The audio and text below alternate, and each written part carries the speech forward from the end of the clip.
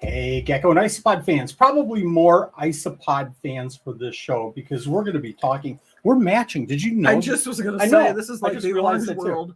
We're samey, sweetheart. You know, I need a spot or something on my shirt so that I don't different. have a spot. Oh. No, I mean, so I'm different looking. No, because nobody will be able to tell us apart. No, at work, my girlfriend and I call each other. We are one. You are one. We are one. Like you're the force. Is that what it is? Okay, I'm going to move this and back. So tonight, you and I are one. Probably lose the mic We even here. blend into the wall. We're on the same like mental wavelengths. Good. So Nanette just finished dinner. I looked at the clock when she sat down, and it was like a minute and 32 seconds. So she wolfed down dinner in a minute and 32 seconds, folks. Is that incredible? Thank you, everyone, for joining us. Hope I don't wolf it back up. And on that note, that would make a viral. I'll cut that out as a short, and I'll put that in as a short. Thanks for joining us, everyone. This is going to be a fun session tonight. We're talking about shipping, Isopod shipping Springtails specifically. Josh from Isopods did one with Rachel from Peds and Pods, Pet Peds and Pods Tuesday, and it was a great show. And what we're going to find out today is this is going to be a great comparison. Everybody has a different way of doing things, and we're going to try to jump in a little bit tonight and talk about our way. And that's absolutely, yeah, it's Nanette's way. It's not our way. It's Nanette's way. We're not one with shipping. That was a famous movie quote from Fast Times at Ridgemont High. Correct me, Mr. Ham, but if you're here and I'm here, isn't it our time? So we have a special guest tonight. It's Ryne Pavy. Ryne, you're going to have to correct me every single time because I've already started to call you the wrong name several times. I've typed it out several times. So when I do something like this, Milii, and once I learn the right way, I don't forget the wrong way. I just get confused and I say it I say it once every other time so that I'm right at least half the time. So you're going to correct me on that. But Ryne is like the Springtail god. Nobody, in my mind, nobody that I know knows more about Springtails than Ryne. It's incredible how much time and effort and success he's had with Springtails. He knows all the different species. I think there's 4,683 different species, and he knows them all by name. I'm just making that number up. I have no idea. Do you want to read off who's here, Nina, while I take a sip? Why you babble? Stop talking. J-Bug's here. Isopods is here. Frank's here. Emily's here. Barb's here. Dan's here. Don's here. I got glasses on. I can't even read. Necron's Dreams. I read it as down. Be quiet. Cassandra's here. Steve-O is here. Laura's here. Java's here. J-Bug? I said J-Bug. Okay. Wally's here. Kate's here. Susan's here. Well, Wally's really not here, but whatever. Did you say Cassandra? I said Cassandra. Okay. Kyle's here. Okay. If I'm doing this. Let's do this. Should we bring on Ryan? Should I bring on Ryne? Let's bring on Ryne. I take deep breaths all day. I shouldn't have to do it now. You should just do that constantly. Crystal told me I had to do that in the car tonight, so I wouldn't get stressed out. We have a guest, Nanette. Let's introduce the guest, and then you and I can keep talking. Okay. Ryan, how are you doing? I'm good, Wally. Excellent. So is it Ryan, Bill, George? Let him don't call you late for dinner? It's Ryan like pine. Ryan, you said that to me one time and it kind of stuck, but then it didn't. And add to your resume because I've kind of given people just a glance at it. I've given people the tip of the iceberg. Tell us more about Ryan. Well, I over 2 years ago I started collecting wild Springtails without even being aware of the Isopod hobby or the Springtail hobby at all. Just took me out of the picture. Just because it was fascinating to me. And then I did a trade October of 2020 or something like that. And I was like, wow, I've got something special here. No one has any Springtails like this. And yeah, it just blew up from there. And a lot of trial and error. And now I'm comfortable in my methods.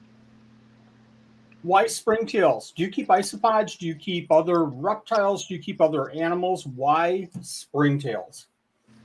I do keep isopods. I'm up to 50 morphs / species now. But springtails are just the thing that fascinate me the most. They're what got me into the hobby to begin with. So Why springtails though? Why are they so fascinating? So half of these questions that I'm asking, I already know the answers for, but kind of give me a little bit of a softball. I don't have a spreadsheet. I have no script tonight. No script tonight. That's probably why I'm asking silly questions here. But why springtails, Ryne? I'll go way back then. I discovered what's called ecospheres. It's where you take materials from outdoors to build a terrarium out of it. And I wanted to make a small YouTube channel out of it. So I got a macro lens and started filming the creatures in there. And one of the creatures I filmed was a wild springtail. And that sent me on a whole journey to get it identified for the video. And that got me in contact with the expert who does all of my IDs for me. And that put the worm in my head. And then one winter I was out sledding with a friend and my sister, and it looked like the snow had just fallen, but it looked like the whole hill was covered in black dust, and I thought that was weird. But I had heard about snow fleas, snow springtails. So I get down on my hands and knees, and I'm seeing the dust is jumping, and the hill was just covered in millions of them. So that's what pushed me over the edge, and I was obsessed. So I'm going to veer off the main topic here, and everybody, we're going to talk about shipping isopods, shipping springtails. It's kind of all one big ball there, but let's talk about your photography. How do you? I mean, springtails are like, okay, I'm going to hold this up to the camera. Springtails are that big, and they don't sit still. They're always. How in the world do you photo springtails? How do you take photos of springtails? Well, a ton of patience and practice, but I use this. This is a $22 macro lens you can get on Amazon. Nice. That clips onto your phone. It's got a 24x lens, and then you screw it off, and there's a 12x lens. Holy cow. So you can photograph even the tiniest of springtails with it. But them moving and jumping and just getting good lighting for such tiny creatures is very important, and they're difficult, but I've got the patience for it. It is difficult, and I don't have the patience for it because I'll get downstairs and I'll set up all my photography stuff, and everything's in line. And then what's that? I leave. And then you should leave because I start swearing. Nobody wants to see a video of me doing photography. No. I couldn't edit enough a video of me doing photography because the animals move. Animals, crested geckos will move, leopard geckos move. But springtails, and you yell at them like they're going to listen. I do yell at them. So springtails obviously are springing all over the place. Is there any secrets? Do you chill them a little bit? Do you I don't know, do anything? I've never actually tried chilling them, but it should work. Something that I've done before, you can kind of rough them up a bit, like just shake them around, and then they'll sit still for a few seconds while they get their bearings. But kind of like you do when the gecko moves, you turn it. Yeah, I shake it. I put it in the deli cup and I go. You turn it around a few times, and then it's like, okay, now I'm standing still. It's like I'm preparing a James Bond martini, shaken, not stirred.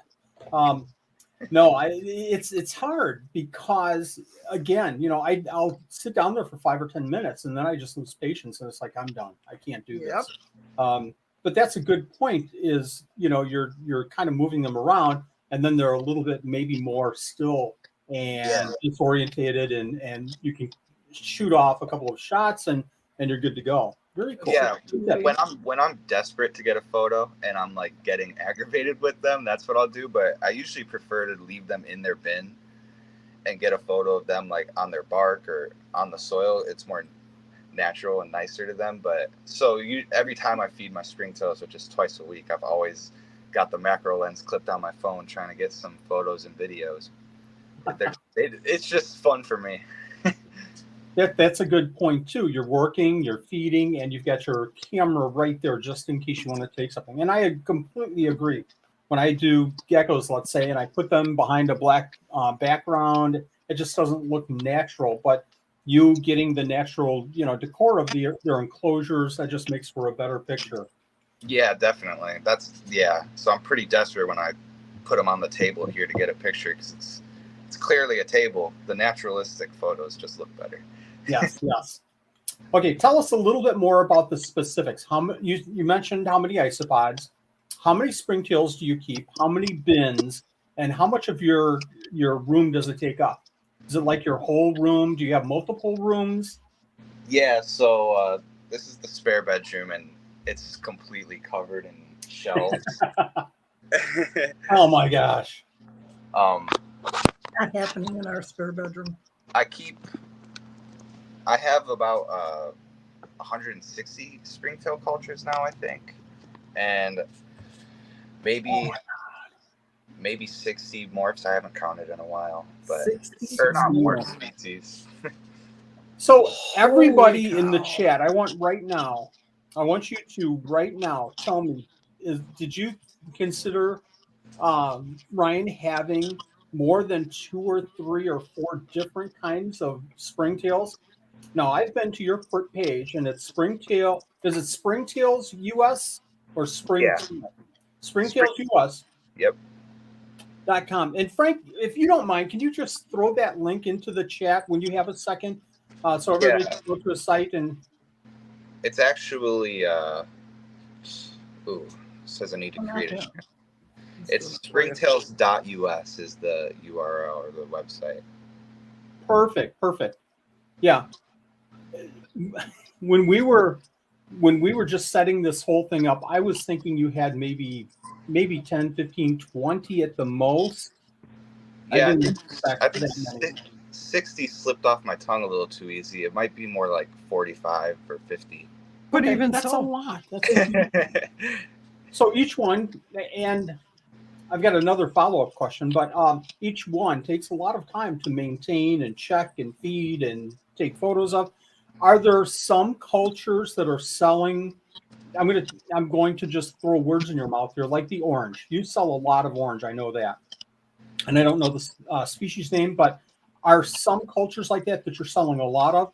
Do you have multiple cultures, kind of the just in case this one fails at any time? I've got this one as a backup, or I need 2 or 3 cultures because I'm selling so many. Yeah, I keep many cultures of a lot of the species just to meet the demand.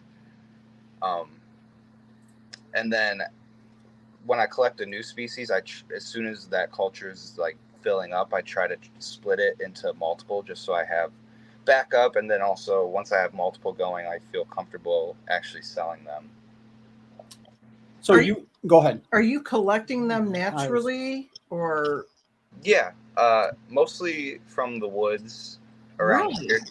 And 3 or 4, I think, of my types have came from soil that I bought at at Home Depot, and I put that soil in a bin and just added food to it, and a bunch of springtails popped up. I actually tested that with every type of soil that they had at Home Depot just to see what I could find.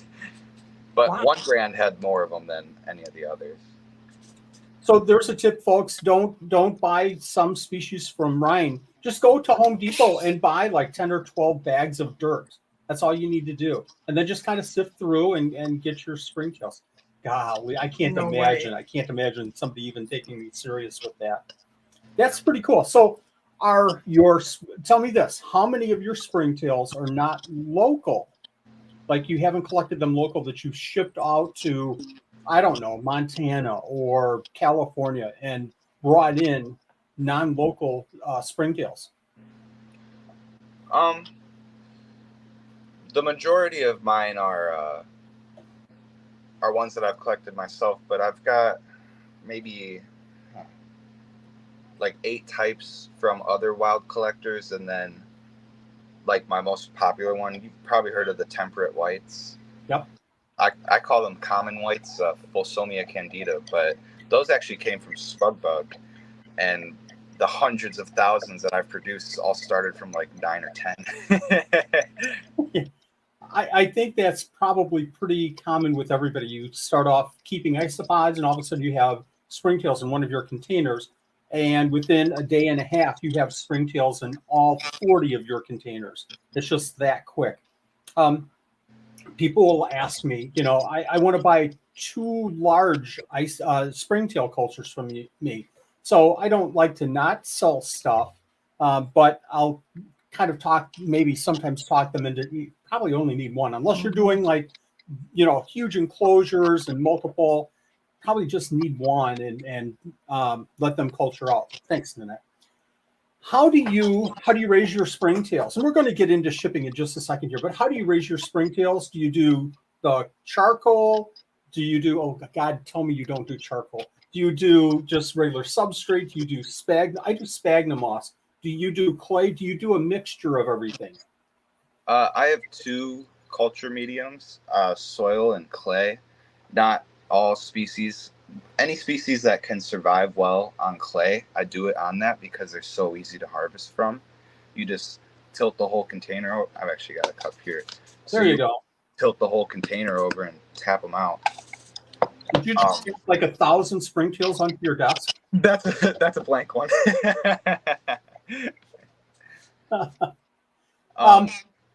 And then I have it's all soil cultures, but I've got like 3 types of them. Like the really humid ones with only a small amount of ventilation to prevent like gas buildup. Ones that I call semi-arid, where one end is wet, most of it is just damp, and then like the far end right above the ventilation is bone dry, because some springtails prefer that. And then there's the fully arid cultures, which is like 25% wet, and then the rest is bone dry, because some species need a lot of ventilation and in dry soil. Is there, let's give everybody that's listening here, give us an easy way to culture springtail. So if somebody's they want to start a bioactive, they want to get springtails, they want to get, a culture, but they want it to grow for 5 or 6 months, how should they set up their culture? The easiest way for somebody common that doesn't know a bunch of stuff about springtails, how would you suggest them to set up their springtails?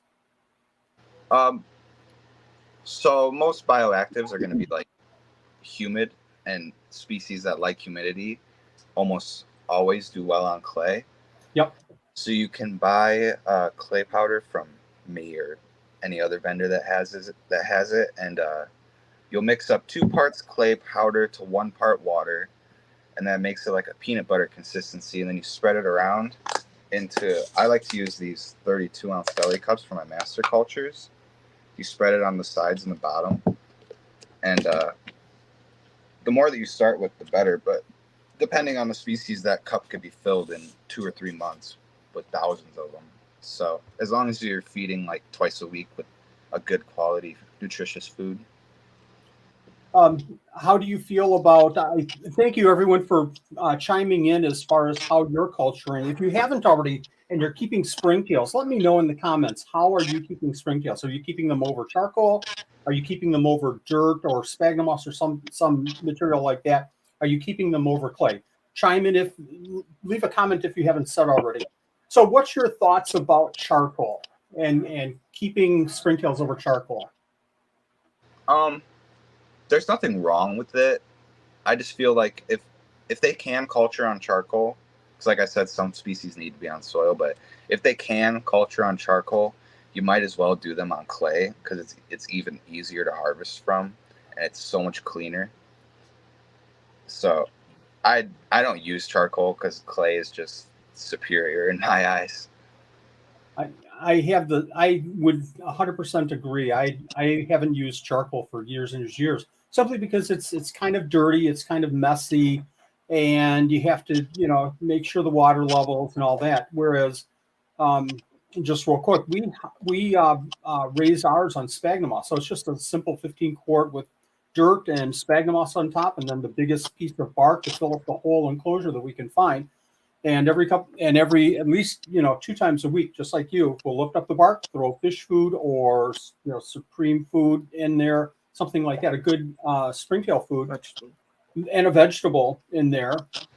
And it's easy then to just lift up that bark and get a big 19-quart bucket and just hit it on the side and knock them off.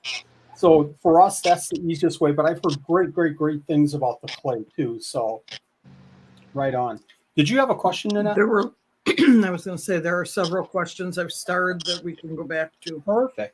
Just Then, so people know I tell you what, I do see them and I'm clicking them. We're going to get into shipping. So get your shipping stuff set, and I'm going to fire off a couple of real quick questions at you. All right. I hope if I phrased it correctly. This is Steve-O. What are some general area ranges for most springtail species? I mean, like, do most individual springtail species tend to range over a mile, a state, larger, smaller? So like individual populations, kind of? That's kind of what I'm thinking. Do they migrate? Do they, I guess, or is it, and maybe what Steve-O means is individual species. Yeah. So if you have a species, are you going to find that species 2 or 3 miles away, or is it going to be localized to a certain area? Most species are pretty prolific, so if you find them in your area, you'll probably find them in similar habitat 20, 50 miles away. But some species have been like introduced to an area and they haven't spread past it. So, but yeah, for the most part, they're pretty evenly spread throughout everywhere. Perfect. And that makes sense. Kate is asking, does springtails have issues from inbreeding? That's a great question. Not that I've heard of. Like I said, I produced 100,000 at least of Fulsomia candida from 9 or 10. So I do like to introduce new blood, like new wild caught blood, if I can, but it's not like a high priority for me. And I haven't been keeping them for like 10 years yet, so I haven't really noticed anything. I think in the reptile world in the last 10 years, the whole inbreeding issue has surfaced, and which it should. I've seen species of geckos get inbred to the point where it wipes out the whole colony in the United States, like viper geckos. But I think, and here's my feeling, I've read a little bit about this. My feeling is the lower the life form, the less likelihood that you're going to have the inbreeding issues. But I might be wrong. Yeah. Kira, right? That's pretty much what I've heard, yeah. Okay. Kara Shea says if he would have dumped them on his desk now, what would happen? They just die, or do they find somewhere to go? I'm thinking maybe they would just find your bed and they would start growing and taking over your bed. My bed's not that moist. Usually, like, most of them will probably desiccate before they even get off the table because they require such high humidity. I have a species that will die right in front of your eyes if you accidentally spill one on the table. Some, like the more arid ones, would have a chance.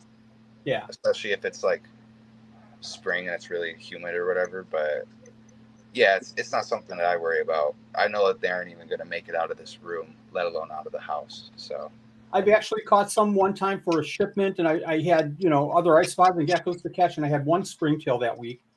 And I caught the springtails, put them in a little cup, forgot about them, had everything else caught, came back to the cup within probably, couldn't have been more than 45 minutes, could have been a half hour, and they were all dead. Mm-hmm. So yeah, because they were in a regular dry cup. Because they were in a dry cup. Here's another question. In the UK, most springtails are sold in soil. How do you transfer springtails out into enclosures without tipping out the soil? Put a piece of wood on. That's pretty hard to avoid.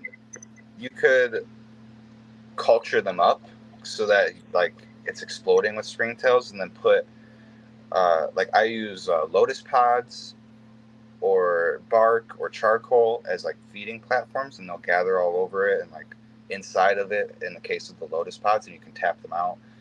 Otherwise you could bait them with like a cucumber or something, but Yeah. I like. I'll answer too. On my opinion, I like the flattest piece of wood that you can find. Put it in the enclosure. Let it sit for a couple of hours. Put some food or something underneath, and within a couple of hours, you're going to have a bazillion springtails on it. And just take the wood into a bucket, and you're done. Yeah, definitely. You mentioned the clay. Do they eat clay? It's not a food source by itself, but it's pretty like it. If you use like a powdered food, it absorbs it.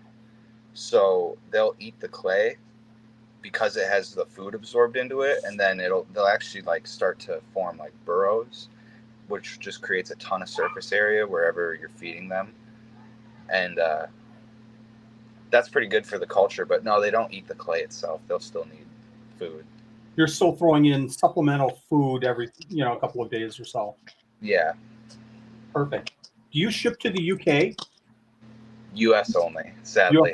It's hard. It's hard. I get asked that a lot, and it's just so cost prohibitive. It's to ship something overseas. You're talking about import exportation rules and regulations, and the cost is astronomical. Okay, I'm going to stop talking. If you have excuse me, if you have questions, put in capitals question, and we'll watch for those questions. And then, write your question, and I'll star them, and then we'll catch them after we do the shipping part. Brian, show us how you do shipping for Springtails. And folks, this is going to be, if I see anything different with Isopods, I'll mention it, but this is probably going to be exactly the same as Isopods. So Ryan's done a ton of shipping. Show us how you ship Springtails. All right, there's a lot to it. I've got three main things that I put them in, like in their shipping cups. But to start, the box and the insulation is a big thing. I like to use this pink insulation from Home Depot because you can actually, I can demonstrate how easy this is for you. You can score it like a third of the way through and then just snap it so it's not messy at all. You could use a drywall square or a framing square to set up your lines and your measurements and score an entire 8-foot sheet and then snap it apart, which is really awesome. Sorry, got me going there. But yeah, so I use 1/2-inch insulation. It's got an R value of 3. I wouldn't use anything thinner or with less of an R value. Cut it to size so that's a nice tight fit. Cut a bottom and a lid, and then you throw your lid on top and tape the box shut. So yeah, I get all my boxes prepped usually like Sunday because I tend to ship on Monday, and then Sunday night I get all my cultures prepped. And the ones that I like to do first are the clay cultures. So I'll take a finger full of clay. I wear a glove while doing it. Slap it in, smear it around, and make sure there's lots of surface area.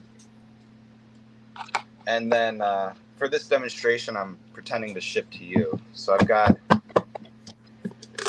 some yellow springtails here for demonstration. This is actually, you probably can't see them, but this is actually the first springtail morph, and I isolated it from purples. But wow, cool. So then I would tap them in, replace their lid. Maybe you can see them, probably not, probably too low of quality. But I don't usually give them any food during shipping because that's just a good way to gas them out. Seal the lid, slap your label on there. Right on the deli cup, right? What's that? You're putting that label right on the deli cup. Yep, and that's that for clay. Clay is definitely the easiest. Hey, Ryan. Question: do you put air holes in those deli cups?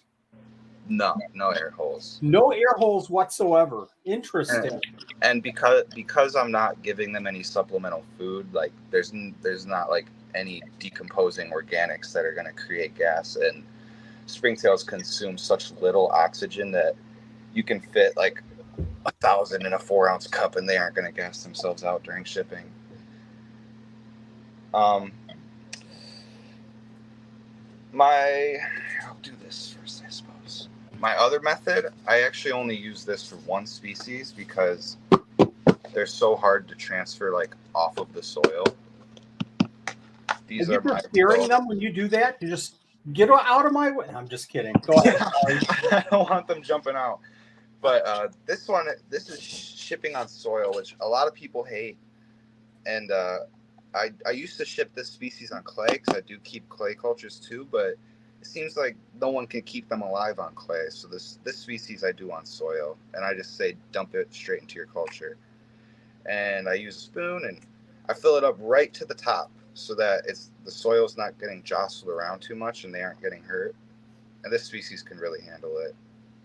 I don't really recommend shipping on soil though if it can be helped. But yeah, you can see filled right up to the top. It's not hardly shifting at all in there. Place my lid. Slap my label on it. And then here's my main method besides clay. It's a paper towel, which my reasoning behind it, because a lot of people are like, paper towel. Well, I used to ship on sphagnum instead of paper towel, but then no one could see the springtails, and they'd say, you didn't even send any springtails, or they're all dead because I can't see any. But paper towel, like, you can actually see them. So I use a 2-ounce or a 4-ounce cup if it's a large count. I'll push the center of it down into the cup. And this is a very scientific measurement of water. two spritz of water. For the humidity loving species, for the arid ones, I just do 1 spritz. Super scientific. I hope that you're taking notes, but I'm recording and I'll rewatch that so I don't miss it. But as you can get this stupid light out of the way. As you can see, it's all folded up, and there's a lot of good surface area in there. Little crevices, perfect. It doesn't shift whatsoever, and you can actually see them. When you want to get them off of it, I just say put the whole paper towel in there, and I don't even take them out of the cultures. They just slowly get eaten, honestly. But you can take them out after a day or so. But how do you get them onto the paper towel from a soil culture? Because any that I culture on clay, I ship on clay. Any that I culture on soil are usually going on paper towel. So here's a charcoal hide. Yep. And we'll tap them into a clean plastic bin. Yep. And then I won't go over, like, usually I'll count them out because I sell by the count instead of the culture. You do not count them out. Not one by one. And usually people are getting like 50 more than they paid for because I don't count them one by one. But I'll see like, 5, I'm 10, not counting 20. springtails. I count by like 5s and 10s. I am not counting. No, I'm making a note of that. And I'm going to put a note on our springtails. So when we ship, Nanette, please count out because we're selling 50, not 51. 50. Dream on. I swear, Ryan, when I'm doing springtails, you're probably doing the same thing. I'm dumping, and I'm kind of, if we have 10 cultures going out on a Monday, I'm divvying up per, okay, there's 1 culture, there's 2, there's 9. Oh my gosh, I have so many left. I don't care. Dump them all in the last one. Last one's going to get about 20 cultures of springtails. But how you actually get them onto paper towel is definitely hard to do. So if I was counting these out, I would actually be using an entomology aspirator to suck them up by the 5s and 10s and then pouring them in. But if I don't care how many I'm giving them and I just want to give them a boatload because I have too many, then I'll tap them all into the corner of this clean bin, which they can't climb. It's clean plastic. And then notice there's a pocket in the middle. That's my pouring pocket. Pour them into that so that they can't jump out right away. Excuse me, can you spell that word that you just used? P what? Pouring. Pouring. Oh, Pouring pocket. pouring. Pouring. Gotcha. pocket. Okay. Wanted to be clear. What is the matter with you tonight? But yeah, so you get them all poured in there, and they'll be fine in there with no food at all. Honestly, some of the species are so hungry they'll start to eat the paper towel during shipping. Wow. Yeah. That's so cool. So I was joking around with you, and you can keep going in a second here, but I was joking around about the counts. But folks, I'm selling these common spring, and 99.99% of the people, if you see Springtails online, like the big company that sells Springtails with their frogs, I won't name any names, but you'll see the common Springtails. Ryne is selling, so I'm selling. Well, I can't even reach that far down on the ground. That's the quality of the common springtails.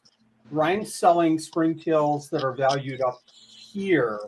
So there's a reason why you're counting out and trying to not give 1,000 when somebody ordered 10 or 20.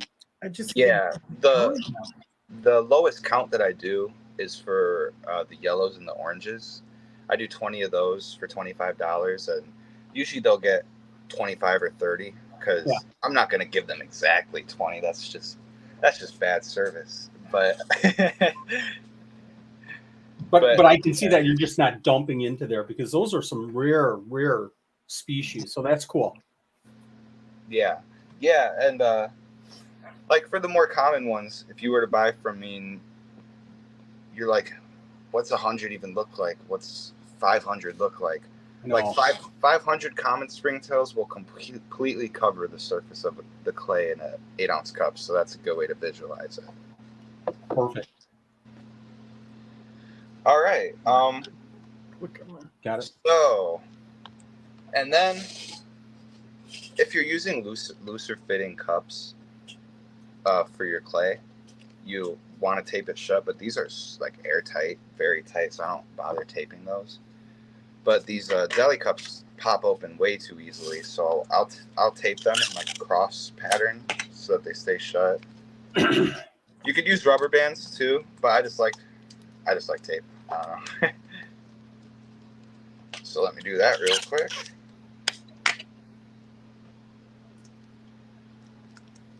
Anybody that's asking a question, and again, thank you very much for putting the word question in there. We're starring, and we're going to come back to. So thanks for your patience, everybody. Ryne, we have 863 questions to cover here. So. Oh, boy, I suppose. Good morning. And Frank at this time would say 24 hours, baby. Let's go 24. I'm going to need another monster. All right. So we got your 3 species for this pretend order. And now let's package them up. Okay. So we got our box here, and I like to use this cheap packing paper. And if it's extreme temperatures, then I pack the paper in very tight just to provide some extra insulation. But for this demonstration, I'm shipping to you, and you have pretty chill temperatures for next week. So you'll see I got it's not moving. It's good and tight. And we're going to need to use a cryo pack. Phase 22 cryo packs, they very slowly melt or solidify above or below 72 degrees Fahrenheit. Yep. So they maintain a stable temperature. So it's pretty warm this week. So let's just pretend that this is solid. It would probably take all 3 days to freeze or to thaw out.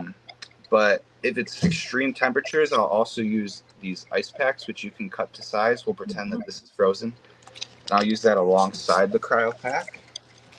And I really want to cover. Oh, way to go with the plastic bag with the little Ziploc. Folks, this is going to be key. This is a key point here that Ryne's covering right now, and I want to cover that cryo pack issue a little bit more. So if your temperatures are within range, you're not sending a heat pack, you're not sending a cool pack. And that range is kind of debatable, but it's, comfortable weather. If you're dealing with, 20 degrees above freezing, or you're dealing with 80s, and depending on the species and all, then you want to start considering a heat pack or a cool pack. But if it's kind of close to that range, and I'm talking for you, Ryan, and stop me if I'm wrong, we'll maybe sometimes throw in a cryo pack to kind of maintain the current temperature in our house longer. So there's less of a impact to that culture. Now, if it's outside the range, we'll throw a heat pack or a cool pack in there. Now, if it's even farther out from that range, then we'll go with the heat pack, cool pack, and a cryo pack with them. So when we're chasing temperatures of, in the high 80s, we're throwing, that cool pack in, and we're throwing the cryo pack in there. Yep. And springtails are really resilient to temperature. I'm much more generous with like my heat packs, my cold packs, or my cryo packs when it comes to shipping isopods. Yep. But like, for instance, if it was like 60, I've got notes over here. If it was like about 60 to 75 degrees at the destination temperature, I won't use a cryo pack or a heat pack or an ice pack or anything like that. If it's about 50 to 60, then I'll use just a liquid cryo pack so that it can slowly solidify during the shipping. If it's below 50, I'll use a 72-hour heat pack as well. If it's above 85, then I'll use an ice pack along with a solid cryo pack. So, yeah, Phase 22 cryo packs are not cheap, but they're the most important thing. And when I first started, I didn't want to spend the money on them, and I was giving out a lot of refunds. I started shipping in December, so of when I started, the year I started, so that was a bad. Oh my gosh! A cryo pack. When you're not using a cryo pack, I mean, the heat pack could actually be the thing to kill them, and not the cold. So, yeah. I hate to speak for you, but I'm sure you're the same as us. We worry far more about heat than we do about cold. Oh yeah, yeah. I shipped out to a lot of hot places this week, and it's got me a little anxious, but no problem yet. Like, for instance, using the cold cryo pack and the frozen ice pack, you can ship to I've shipped to Arizona with it being 95, and he said it was stuck on the delivery truck till 2 p.m. in the Arizona heat, and the springtails were perfectly fine. Wow. So, yeah. Wow. Normally, during extremes of temperature like that, you're going to want to ship, it's called hold for pickup.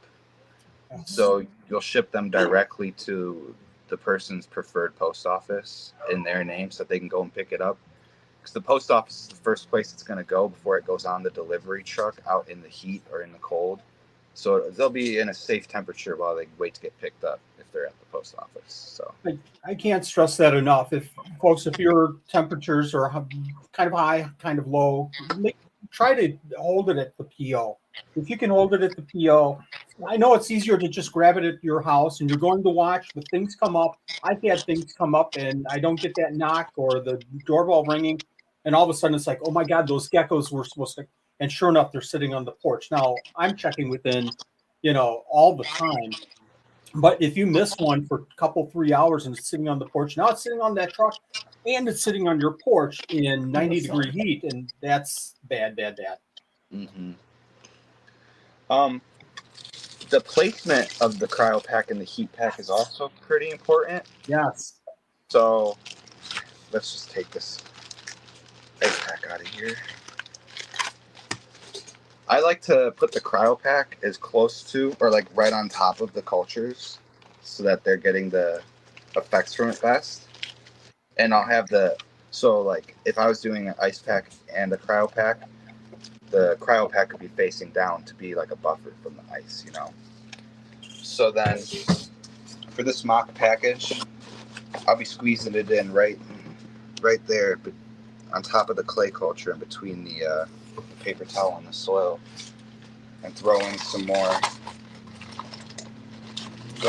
packing paper. And let's say we're using a 72-hour heat pack.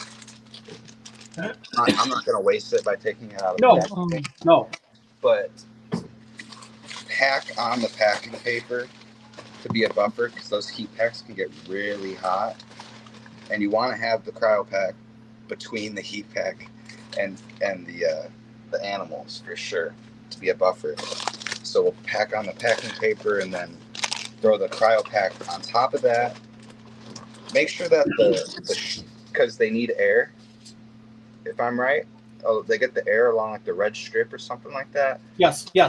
I put the red strip facing down into the tissue paper so that it's not pressed up against the foam and not getting any oxygen. Yep. So then we will slap our lid on, and sometimes I like to give it a shake to see if anything's moving. Nothing's moving. We're good. You're not doing the Etch-a-Sketch kind of thing where you're holding up over your head. not trying to disturb them too much.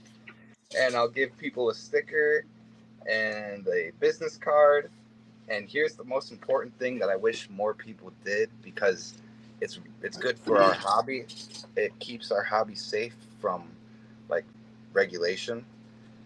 An environmental protection slip detailing how to dispose of the containers, and never throw away your containers that haven't been properly sterilized. To sterilize, you can put them in a bag, throw them in your freezer for 3 days, throw it out with your regular trash.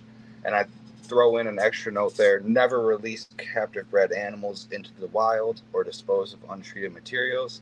And then a little bit of a guilt trip to make sure that it actually gets done. I say, do your part, protect the environment. So here's what my lid will look like before I close her up. Got all that fun stuff right on top.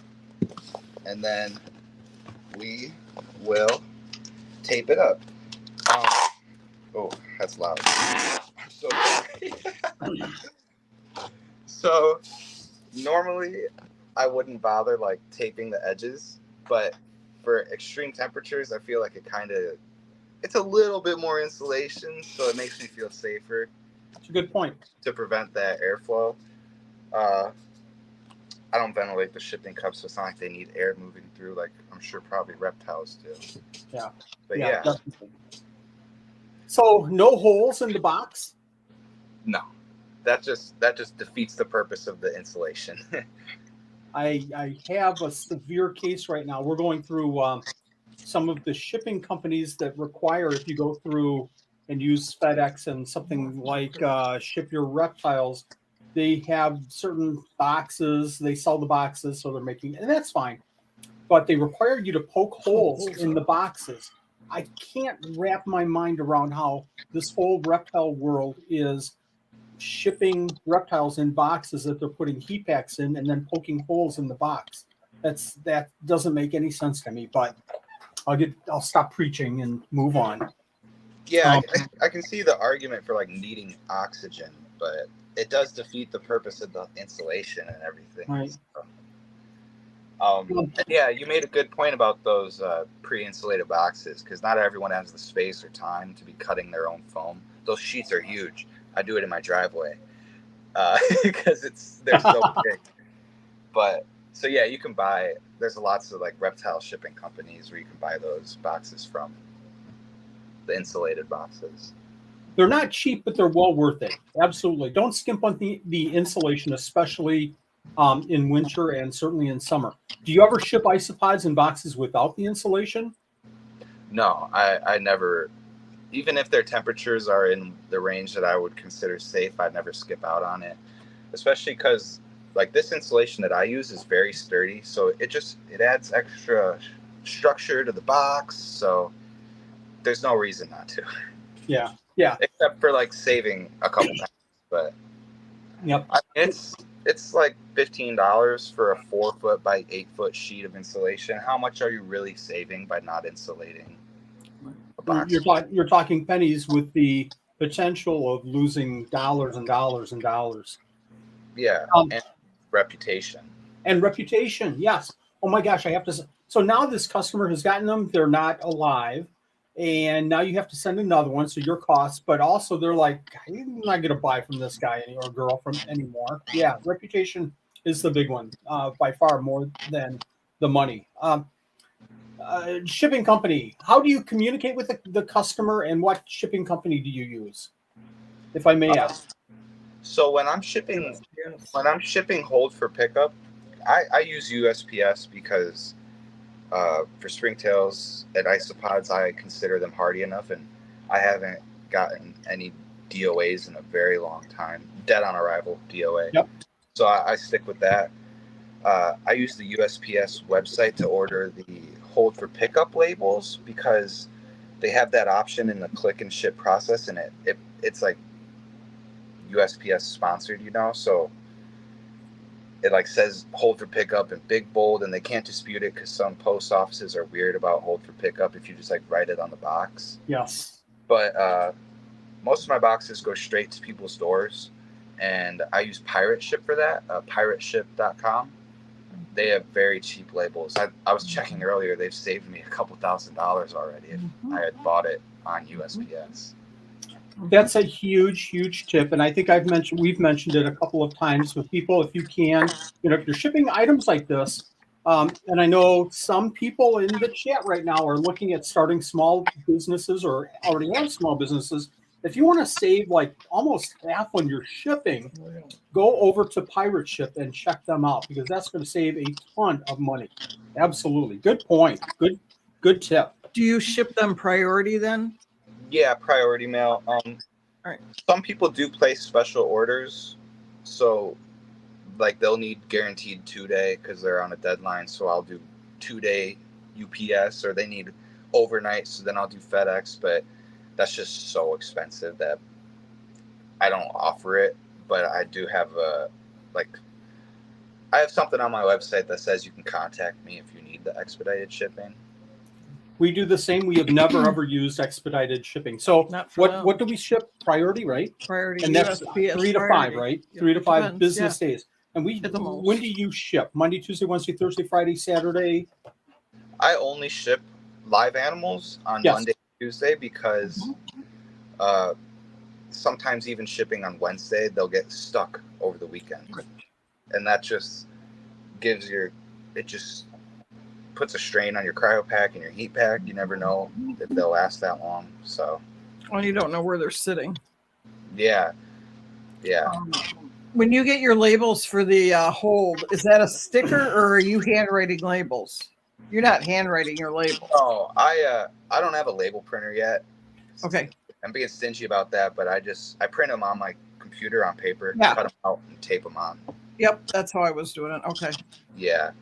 If you like write out your label and bring it to the post office, you're getting then you got to pay full price. Right. Yeah. Right. So are you getting hold at post office stickers then from USPS? No.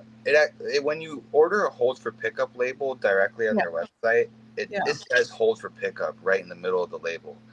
And the only address on there is the post office address. So okay. All right. In my opinion, that's like they can't dispute it. Like if you write it on the box, and it's supposed to be a free service, but sometimes there'll be a mean post office who will charge my account a couple bucks over it. But... Yep. Okay. I just wanted to make sure because that's how I've gotten them too. But I just want to point this out real quick, and I lost the comment already, but Bugs and Beings mentioned that the small cryo packs aren't cryo packs, they're just ice packs. So be very, very, very, very careful. Ryne, you mentioned the cryopack phase 20. Yeah, so this is an ice pack. It's a cryopack brand, but this is an ice pack. You want the phase 22. And there's alternate brands. Like I save every cryopack that I get. Like I don't know what brand this is, but this is also a phase changing pack. It's not as large as a cryopack, so I wouldn't trust it as much, but I have reused it for people who have like temperatures that aren't dangerous, but I'm like, I'll just throw it in so I don't have to throw it away. Yeah, and it helps. It helps. So again, this is such an important point. I want to mention it again. The cryopack maintains. It doesn't produce heat. It doesn't produce cool. it tries to stay exactly wherever you have it.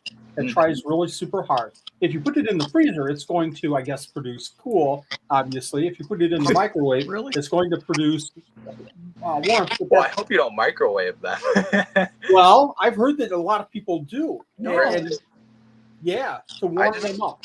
I know. I fill my sink with hot water, and then Yes. yeah. The other thing too, for the people that are listening, the USPS, when you go on, if you have you get your account with them or whatever, which costs nothing. When you do it, you can get your boxes for free, certain size boxes.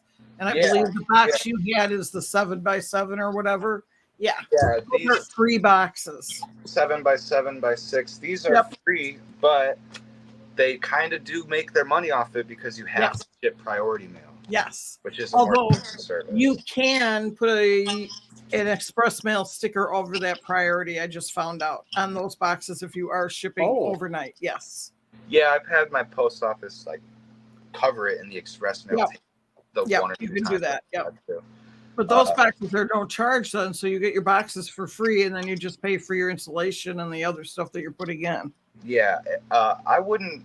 So you can. They have a larger size priority mailbox that isn't flat rate that you could use. I wouldn't recommend using flat rate because it's more expensive than it should be. I just buy boxes from Uline and cut the foam out for them too if it's a larger order. I go up to 12x12x12. Anything larger than 12x12x12 is a lot more expensive to ship. Yes. I'd rather do like 3 of those boxes than one big one. Adding a comment here, somebody was asking about third-party shipping labels. Pirateship.com, yeah. There you go. And they include the up to $100 insurance on those too. They're just, I mean, you do get the insurance by using Pirate Ship as well. Yeah, Pirate Ship's pretty good. So I've got a website, so my orders go through the website, and on my like control panel, I do all my shipping straight off my phone. I have an app for it, so you can copy the address and paste it into Pirate Ship. And 99% of the time it's perfect. Sometimes you got to edit it a little bit, but that's a big time saver. You can save preferences, like I've got a preference for if someone buys 1 bag of leaf litter, I have that saved because that's a pretty popular item on Etsy. It's just 1 bag of leaf litter, or like 1 bottle of Springtail food. Pirate Ship's awesome. Basically. They're very easy to use. And you can, if you get orders in, and a lot of times I'll do this after we've shipped on Tuesday and we're done, when we start getting orders Wednesday, Thursday, Friday through the weekend, you can go into Pirate Ship and you can put those addresses in immediately, have your labels all ready to go on Monday so that you're not typing in or putting in stuff on Monday. USPS, you can't do it more than 2 days ahead of time or it deletes it automatically. Yeah, I keep telling myself every Wednesday or every Sunday, like this will be the Sunday where I buy the labels the night before, so I don't have to do as much Monday. But I'm by 9 or 10 o'clock, I'm like, I'm sick of this. A lot of times I just go in and I type in all the information, or I don't type it, I copy and paste it all. And then when I go back through to do the actual shipping, I will do previous page or whatever it says, verify my weight, and then I'll print the label so that I don't have to do the whole thing at one time. Yeah, I have a saved preference for this. So, and it's set at 1 pound, but sometimes it's like, usually it's a little bit less or a little bit more to edit it. But what a big time saving tip that I've found is when you get them all boxed up like this, like box them all up, write the initials, and then weigh it out real quick and write the weight so that you can have all your boxes sitting to the side and you can just grab one at a time. Read the initials, line them up with your notes. You'll see the weight will be already on the box. You can buy the labels a lot faster that way. Also, do you put a live animal sticker on them? I don't.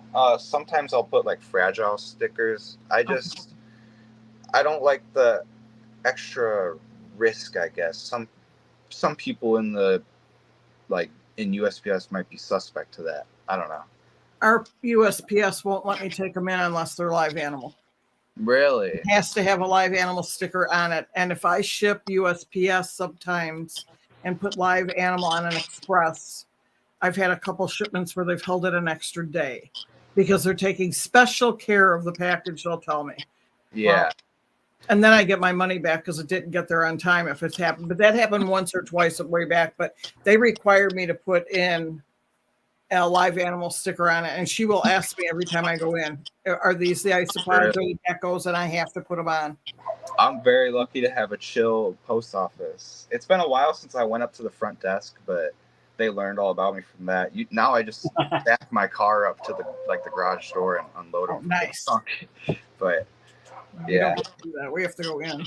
I tell you what, we're the same way with that live sticker. I don't like it. Knowing I used to work at Gander Mountain, and I would see the people loading trucks, and it didn't matter if it had fragile on it or not. And in fact, if it had fragile, some loaders would not respect that at all and treat it differently in a bad way. So we didn't use live animal stickers for a long time simply because we didn't want this box to stand out. We wanted it to blend in with the other 1,000 boxes that they were shipping.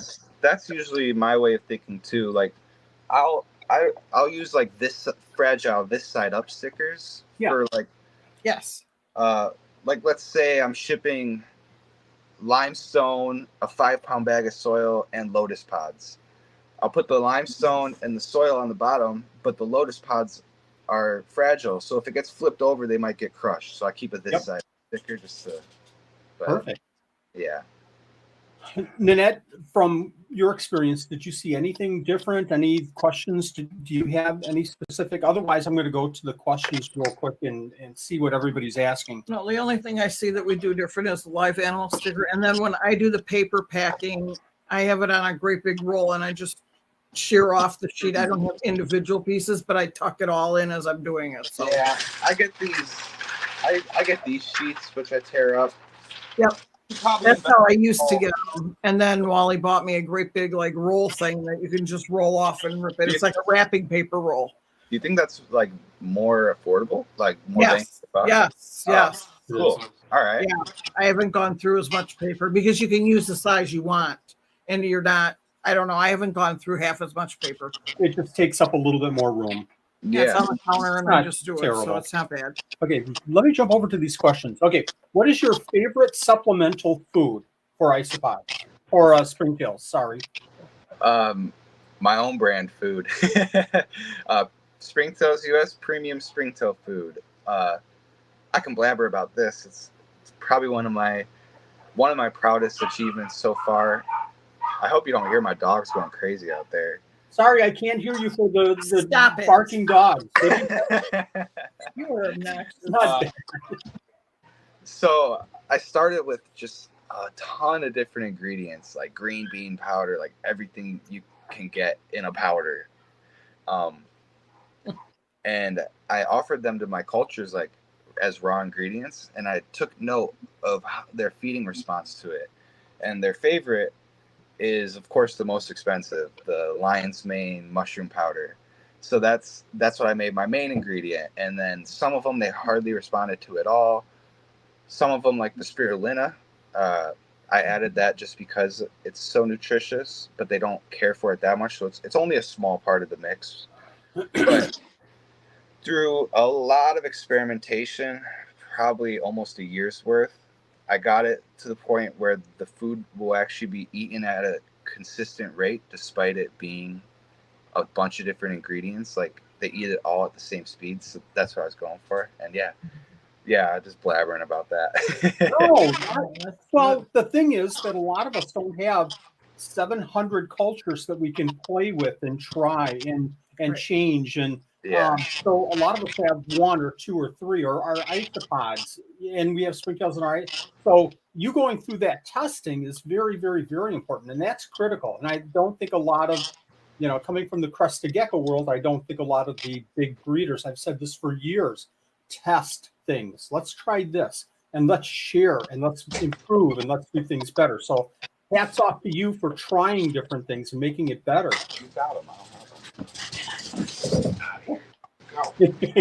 Dog has injured. Yeah.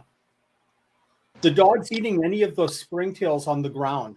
That's how he cleans up the springtails and doesn't give them infected all over. I'm actually starting to try to work on another springtail food specifically for oranges because they're a lot more protein hungry.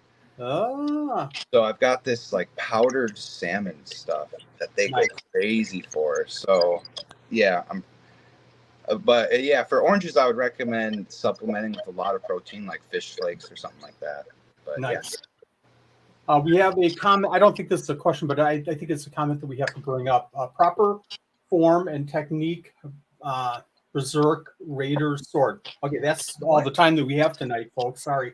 My springtails are barely 2 alive, and I don't see them. I've been putting raw, uncooked rice. Second day, quiet, Josh's frogs. So I'm thinking that they got their springtails and they were all dead except for 2. They counted 2.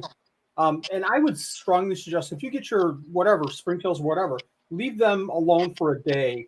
Contact the person, the sender, the breeder, the seller right away. Hey, they're all dead, but don't expect an immediate. And I'm going to replace.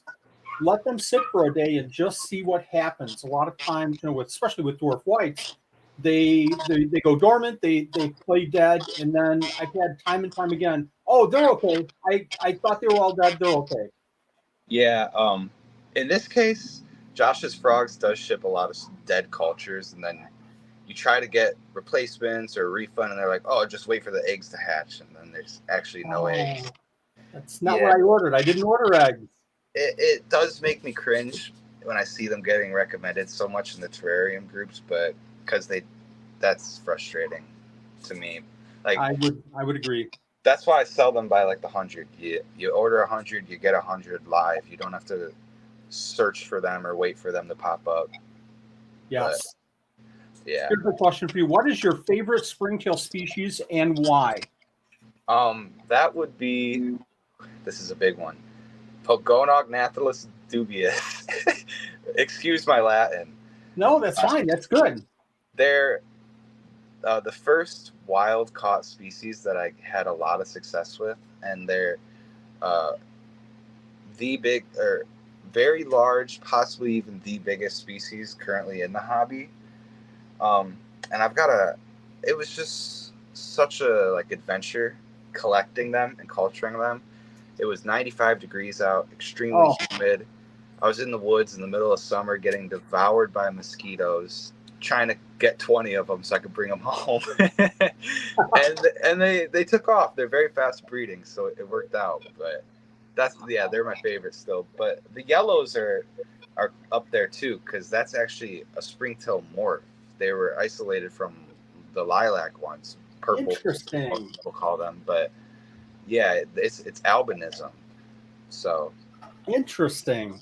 Very cool. There's also even fewer leucistic ones that pop up, so the eyes are still pigmented, and I'm noticing white albinos now too instead of just yellow. So those are pretty fun for sure. That's got to be fascinating, and it's got to be the same thing for isopod breeders that all of a sudden see something different and start isolating. Very cool. This is from Aunt Sandy's Skinks.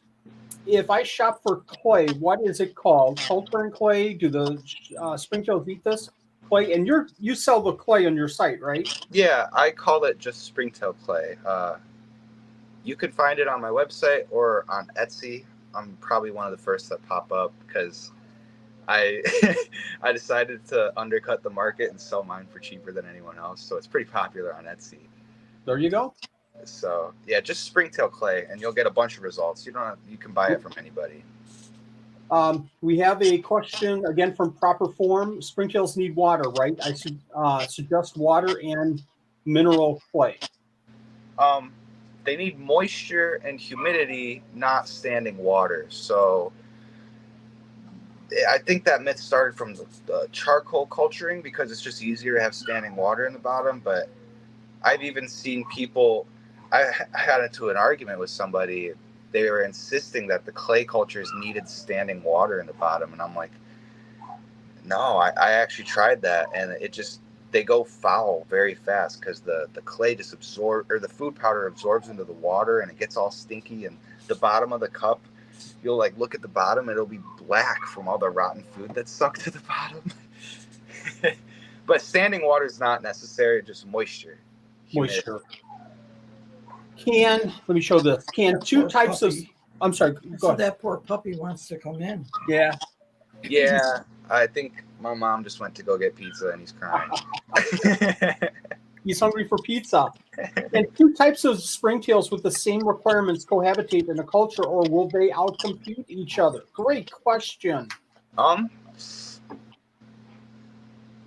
Usually cohabitation's pretty possible, but I wouldn't recommend it. For instance, like the tropical pinks and the temperates could probably cohabitate because the tropical pinks will be more on the surface, like, especially if you have like leaf litter or like a small moisture gradient to create some different climates in the culture. The tropical pinks will be on the dry areas above ground, and the temperates, the Philosomia candida, will only really be in the moist areas and below ground. Nice. But I wouldn't typically recommend it, but it's possible. For cleanup crews, the more species the better. Like I have a snail terrarium here with 7 species all living very well together because they fill all the different niches. Perfect. I would assume that the bigger enclosure, the more gradients, the more different areas where they have to go off and do well themselves. Yeah. I guess I wouldn't suggest buying the most expensive springtail out there and then throwing it into your common springtail cultures. Let's give that a try. Let's see here. We have a question from Kara Shea. So who is buying them? Just people like us? Who buys bugs or whatever? A lot of people are getting interested in springtails as a hobby, just like isopods, kind of like a gotta catch them all sort of thing. Yep. But most people are getting them for the ever expanding bioactive movement. So where you're keeping other animals in a terrarium, and you're tired of it being ugly and sterile, and you want it to be full of life. And the springtails will help break down stuff and clean up mold, and that's the main reason why people are buying them, I would think.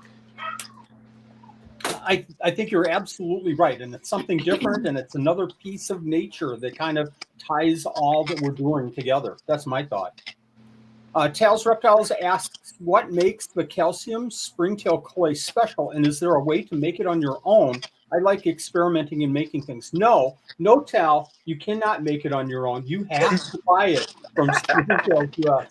Sorry, it's not my rules. That's just the rule.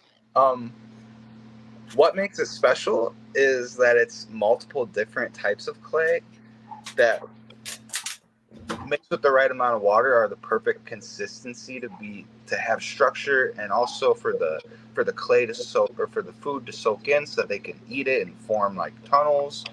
It holds moisture well. It doesn't, if you're keeping it humid, it won't like fall off the sides of the cup. The original recipe was developed by Doug Hollister on Dendroboard. You can search for that. Doug Hollister Springtail Clay. It should pop up his original recipe. And I talked with him pretty extensively while developing my own. It's not his exact recipe, but it's based off of that. I took his recipe and experimented so I could make it as cheap as possible. So I could offer it as cheap as possible. I mean, I was seeing people selling it for like $15, $20 a pound, and I did $5 a pound. So when I was heavily into the isopods, way more than I am right now, I tried to make my own, and I bet you I spent seriously, folks. I bet you I spent $100, and I played around with the clay material, and I got it right, and I had it breeding. But for me specifically, it was a little bit more work than it was worth. But to get to that point where it actually worked, again, I went through a bunch of different types and mixtures and the time. So, and I did the research, and I knew the materials, but that combination and getting it to the right, I guess, consistency and moisture content, it's not terribly easy. It takes a little bit. So Yeah, if I'm doing them in smaller, if I want 1 or 2 cups, I'm going to Ryne and I'm just buying them. I'm buying the material. Seriously. It can definitely be expensive and difficult to source the raw ingredients. Like the red art clay is like the main ingredient in Doug's recipe. You can't find that online. You have to contact like an actual ceramic supply company. So and then you're only getting in 50-pound bags of just the one ingredient. So, but you could buy other types of clay and just experiment. That's what I did for my first ever round of experimentation. I bought a bunch of different stuff off of Amazon. It was super expensive just to make a couple cultures, but it was fun.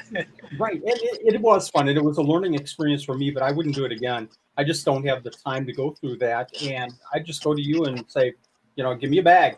Give me a bag. Steve-O was asking for boxes and for insulation individually. Do you buy them individually, or do you buy a box with insulation combos, so to speak? I do buy the boxes, or I get the free ones from SPS, and then I buy the foam and then I cut it. I demonstrated it earlier. The pink foam that I buy is just so easy and clean to cut. The white foam, makes tons of crumbles. So the pink foam, you can just score a whole sheet and snap it apart cleanly. So that's what I go with. Very cool. I'm going to skip that one. This is from Acrophobia. Do you ever wonder if Earth gets invaded and colonized by giant aliens and they use humans as pets or a food source? Are they going to package us in cryopacks and shipping us across the galaxy? So there's our question of the night.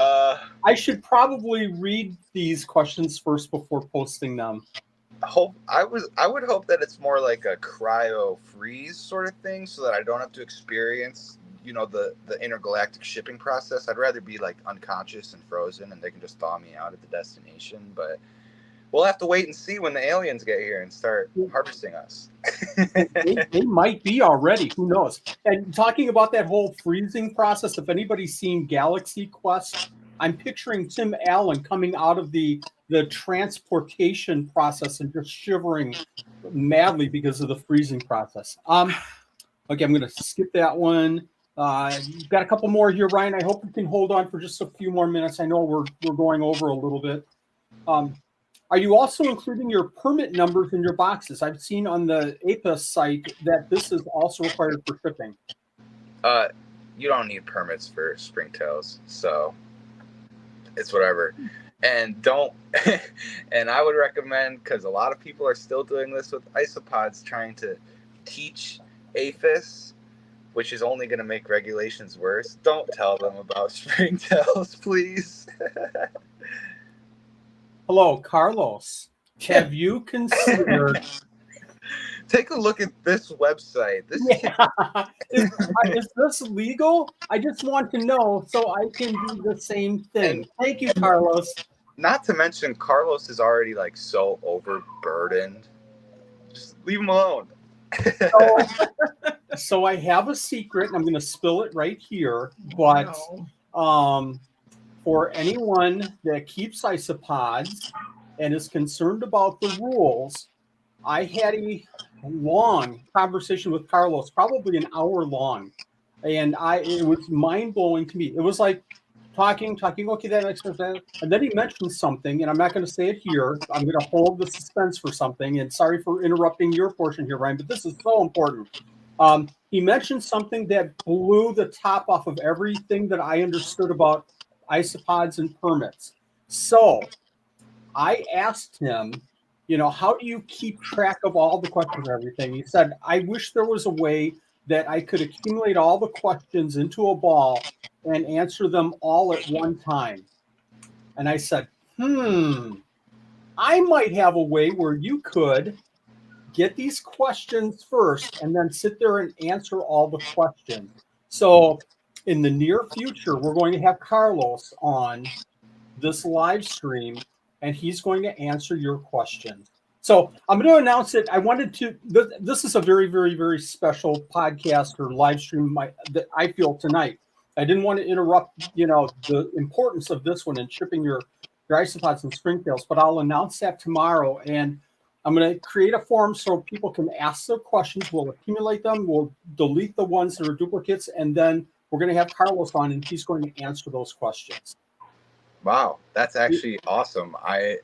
It's pretty cool that you made that announcement on this stream. It just, it felt relevant, and I'm excited. And I know that a lot of people, and I think that there's a lot of people that are, these permits suck. I hate them. Why are we? There's a lot of people that go by them blindly. But for me now, I've always gone by the permits and everything because I think it's important. I appreciate the invasiveness of species.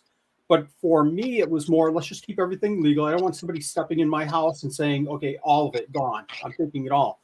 But to have Carlos on to explain a couple of these facts, I think will change the way a lot of people that are concerned about, should I do this permit thing or should I not do it? I think it'll change a lot of people's minds. So it might help him with all the time that he gets all those questions. Exactly. He was more than happy to do something like that. So did you have a question in that? I was deleting a question you already asked earlier. Okay.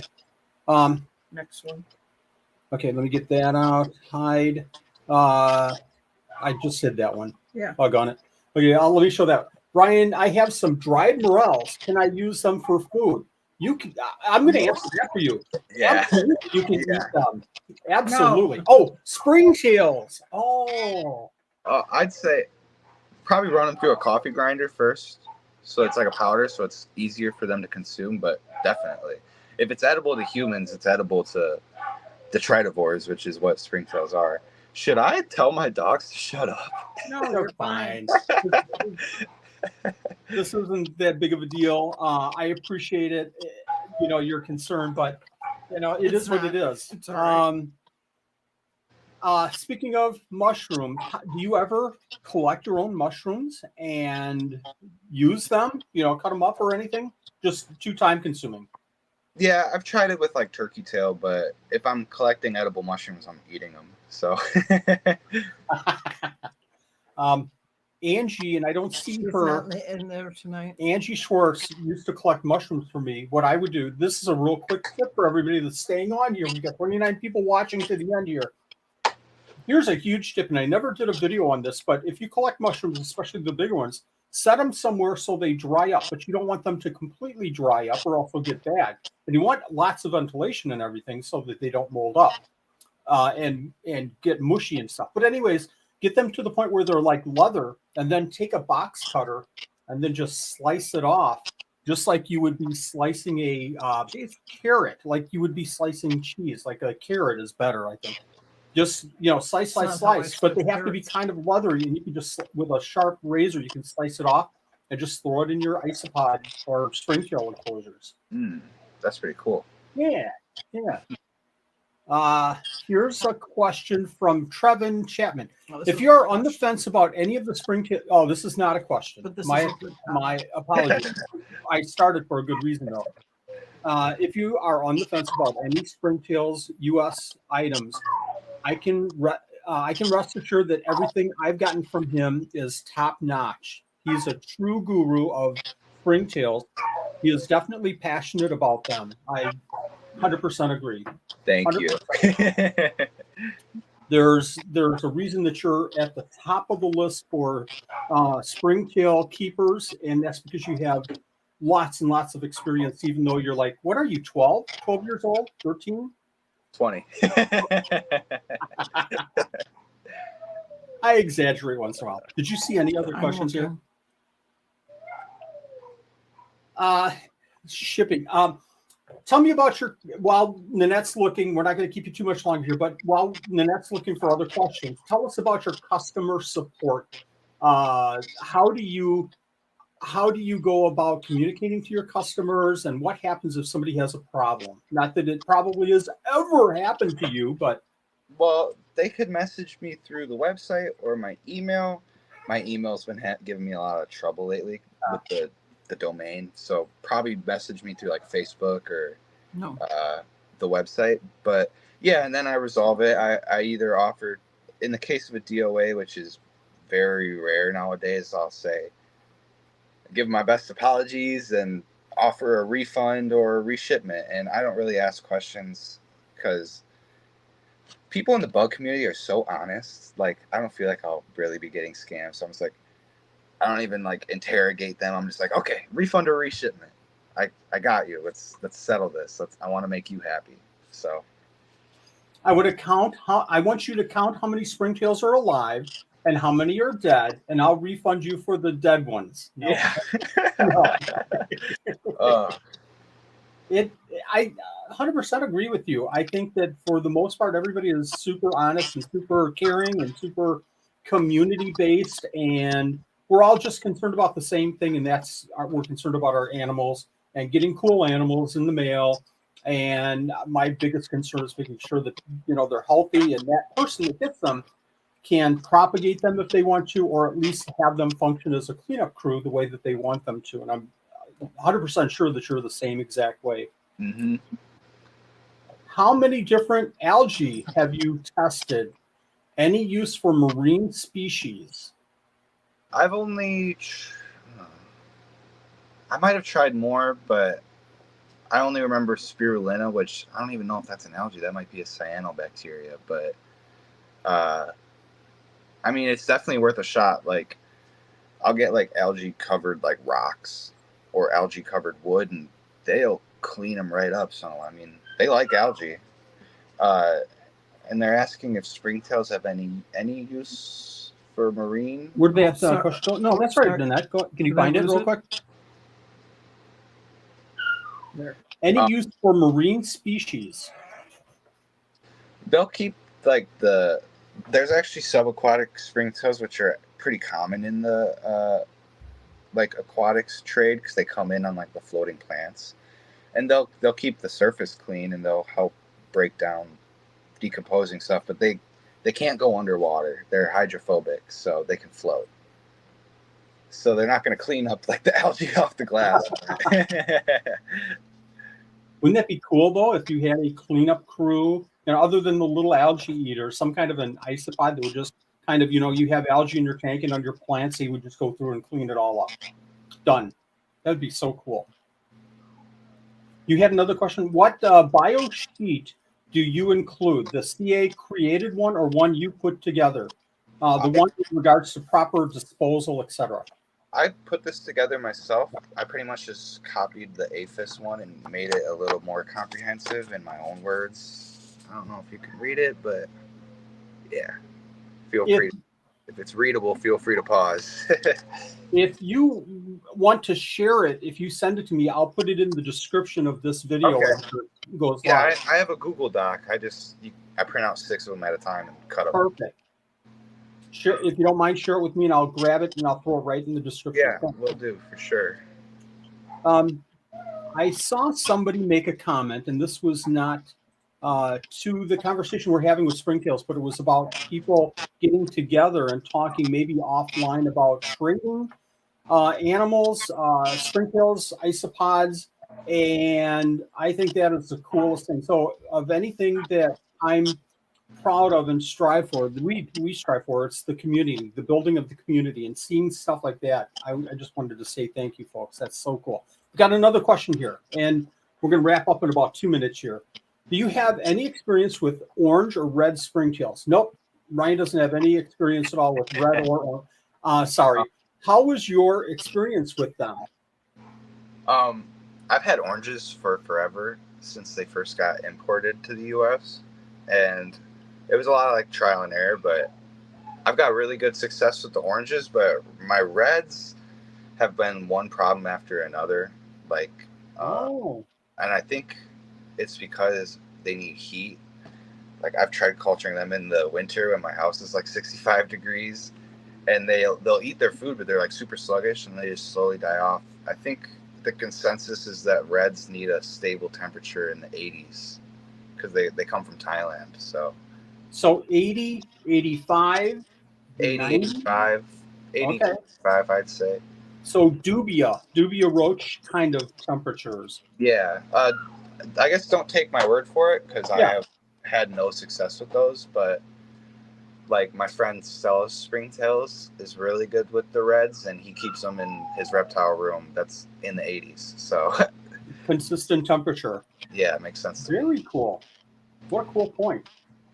I'm not seeing any other questions. I can't believe all the questions we've had. I'm just checking again.